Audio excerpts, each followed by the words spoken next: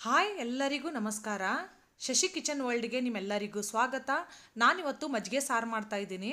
ತುಂಬಾ ಸುಲಭ, ಬೇಗನೆ ಮಾಡ್ಕೊಳ್ಳುವಂಥ ರೆಸಿಪಿ ನೋಡ್ಕೊಂಡು ಬರೋಕ್ಕಿಂತ ಮುಂಚೆ ಇನ್ನೂ ನನ್ನ ಚಾನಲಲ್ಲಿ ಯಾರೆಲ್ಲ ಹೊಸಬ್ರಿದ್ದೀರಾ ಅವ್ರು ನನ್ನ ಚಾನಲ್ನ ಸಬ್ಸ್ಕ್ರೈಬ್ ಮಾಡಿ, ಬೆಲ್ ಐಕನ್ನ ಕ್ಲಿಕ್ ಮಾಡಿ, ಆಲ್ ಅಂತ ಪ್ರೆಸ್ ಮಾಡಿದ್ರೆ ನಾನು ಹಾಕೋ ಪ್ರತಿಯೊಂದು ವಿಡಿಯೋ ನೋಟಿಫಿಕೇಷನು ನಿಮ್ಮ ಹತ್ರ ಬರುತ್ತೆ.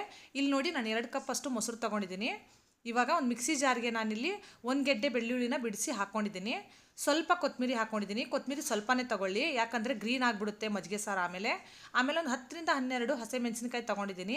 ನಿಮ್ಮ ಖಾರದ ತಕ್ಕಂಗೆ ನೋಡ್ಕೊಂಡು ನೀವು ತೊಗೊಳ್ಳಿ. ನಮಗೆ ಸ್ವಲ್ಪ ಸ್ಪೈಸಿ ಬೇಕು ಅಂತ ಜಾಸ್ತಿನೇ ತೊಗೊಂಡಿದ್ದೀನಿ. ಒಂದು 5ರಿಂದ 6 ಫ್ರೆಶ್ ಆಗಿರುವಂಥ ಕರಿಬೇವು.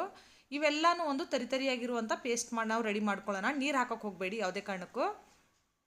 ನೋಡಿ, ಇವಾಗ ಈ ಥರ ಪೇಸ್ಟ್ ರೆಡಿಯಾಗಿದೆ. ಇದೇ ಥರ ಇರಬೇಕು ಪೇಸ್ಟು. ಇವಾಗ ಒಗ್ಗರಣೆ ರೆಡಿ ಮಾಡ್ಕೊಳ್ಳೋಣ. ನಾನು ಕಡಾಯಿಗೆ 1 ಬಟ್ಲಷ್ಟು ಎಣ್ಣೆ ಹಾಕ್ಕೊಂಡಿದ್ದೀನಿ.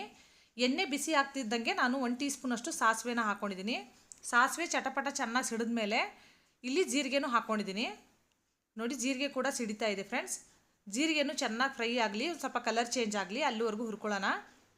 ಇವಾಗ ಫ್ರೆಶ್ ಆಗಿರುವಂಥ ಕರಿಬೇವು ಕೂಡ ಸ್ವಲ್ಪ ಹಾಕ್ಕೊಂಡಿದ್ದೀನಿ. ಕರಿಬೇವು ಸ್ವಲ್ಪ ಜಾಸ್ತಿನೇ ಹಾಕ್ಕೊಳ್ಳಿ, ಚೆನ್ನಾಗಿರುತ್ತೆ. ಇವಾಗ ನಾನು ಮಿಕ್ಸಿ ಜಾರಲ್ಲಿ ಎಲ್ಲ ಪೇಸ್ಟ್ನು ರುಬ್ಬಿಟ್ಕೊಂಡಿದ್ನಲ್ಲ, ಅದನ್ನು ಹಾಕ್ಕೊಂಡಿದ್ದೀನಿ ನೋಡಿ ಫ್ರೆಂಡ್ಸ್. ಇವಾಗ ಇದನ್ನು ಚೆನ್ನಾಗಿ ಫ್ರೈ ಮಾಡ್ಕೋಬೇಕು. ಎಲ್ಲೂವರೆಗೂ ಅಂದರೆ ಗೋಲ್ಡನ್ ಕಲರ್ ಬರಬೇಕು, ಅಲ್ಲಿವರೆಗೂ ಫ್ರೈ ಮಾಡ್ಕೊಬೇಕಾಗುತ್ತೆ. ಏನಕ್ಕಪ್ಪ ಆ ಥರ ಫ್ರೈ ಮಾಡ್ಕೋಬೇಕು ಅಂದರೆ ಇಲ್ಲಿ ಹೇಳ್ತೀನಿ ನೋಡಿ ನಿಮಗೆ. ಒಗ್ಗರಣೆ ಹಸಿ ಬಿಸಿ ಇದ್ದರೆ ನಾವು ಮಜ್ಜಿಗೆ ಸಾರು ತಿನ್ನುವಾಗ ಘಾಟ ಬರುತ್ತೆ ಫ್ರೆಂಡ್ಸ್. ಆಮೇಲೆ ಒಂದೇ ಸಲ ನಮಗೆ ಕೆಮ್ಮು ಬರೋದು, ಟಸ್ಕೆ ಹತ್ತೋದು ಅಂತಾರಲ್ಲ, ಆ ಥರ ಎಲ್ಲ ಆಗುತ್ತೆ. ಇವಾಗ ರುಚಿ ತಕ್ಕಷ್ಟು ಉಪ್ಪನ್ನ ಹಾಕ್ಕೊಂಡು ನೀಟಾಗಿ ಮಿಕ್ಸ್ ಮಾಡ್ಕೋಬೇಕಾಗುತ್ತೆ. ನಾವು ಎಲ್ಲನೂ ನೀಟಾಗಿ ಗೋಲ್ಡನ್ ಕಲರ್ ಬರಬೇಕು, ಅಲ್ಲಿವರೆಗೂ ಫ್ರೈ ಮಾಡ್ಕೋಬೇಕಾಗುತ್ತೆ.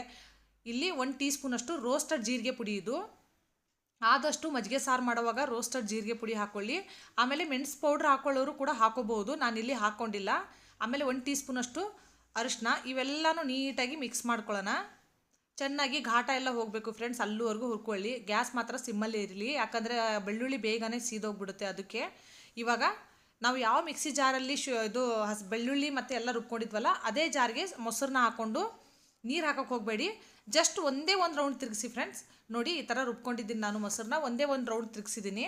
ಇವಾಗ ಗ್ಯಾಸ್ನ ಮಜ್ಜಿಗೆನ ಹಾಕಿದ ತಕ್ಷಣ ಗ್ಯಾಸ್ನ ಆಫ್ ಮಾಡ್ಕೊಂಬಿಡಿ. ಇವಾಗ ಮಜ್ಜಿಗೆನ ಹಾಕಿದ ತಕ್ಷಣ ಗ್ಯಾಸ್ನ ಆಫ್ ಮಾಡ್ಕೊಂಬಿಡಬೇಕು, ಯಾಕಂದರೆ ಮಜ್ಜಿಗೆನ ಕುದಿಸೋದ್ರಿಂದ ಒಡೆದೋಗುತ್ತೆ ಫ್ರೆಂಡ್ಸ್. ಅದಕ್ಕೋಸ್ಕರ ನಾನಿಲ್ಲಿ 2 ಬಟ್ಲು ಮೊಸರನ್ನ ತೊಗೊಂಡಿದ್ನಲ್ಲ, ಅದಕ್ಕೆ 1 ಗ್ಲಾಸಷ್ಟು ನೀರನ್ನ ಆ್ಯಡ್ ಮಾಡ್ಕೊಂಡಿದ್ದೀನಿ. ಕನ್ಸಿಸ್ಟೆನ್ಸಿ ತೋರಿಸ್ತೀನಿ ನೋಡಿ. ಜಾಸ್ತಿ ಗಟ್ಟಿನೂ ಇಲ್ಲ, ತೆಳ್ಳಗೂ ಇಲ್ಲ. ಜಾಸ್ತಿ ತೆಳ್ಳಗೂ ಮಾಡ್ಕೊಳಕ್ಕೆ ಹೋಗಬೇಡಿ.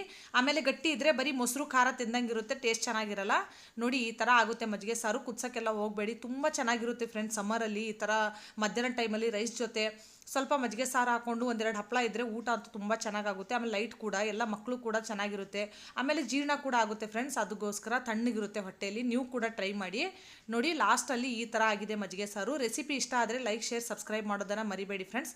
Thank you for watching.